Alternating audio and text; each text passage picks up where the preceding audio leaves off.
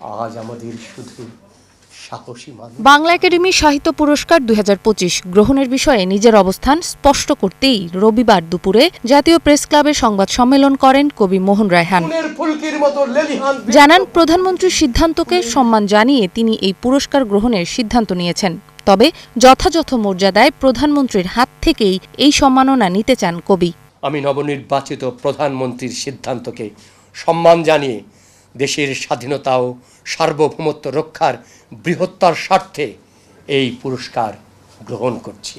আমি বিনীতভাবে অনুরোধ জানাই, নিয়ম অনুযায়ী প্রধানমন্ত্রীর হাত থেকেই যেন আমি এই পুরস্কার গ্রহণ করতে পারি। যদি প্রয়োজন হয় দিন পরিবর্তন করা হোক, কিন্তু প্রক্রিয়াটি মর্যাদাপূর্ণ হোক।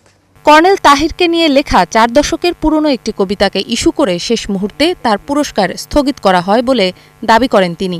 এতে ক্ষোভ জানিয়ে পুরস্কার প্রদানের নীতিমালা সংস্কারের আহ্বান জানান কবি। সব আনুষ্ঠানিক প্রস্তুতি সম্পূর্ণ হয়েছিল, কিন্তু শেষ মুহূর্তে 41 বছর আগে রচিত আমার একটি কবিতাকে অজুহাত করে আমার পুরস্কার স্থগিত করা হয়। আমি সেখানে উপস্থিত ছিলাম, অথচ অন্যদের ডাকা হলেও আমাকে আর ডাকা হয়নি।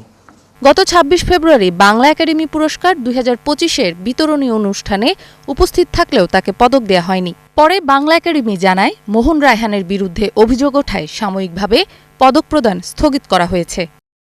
পরবর্তীতে তথ্য মন্ত্রণালয় থেকে জানানো হয়, আগামী 2রা মার্চ কবি মোহন রায়হানকে বাংলা একাডেমি সাহিত্য পুরস্কার দেয়া হবে।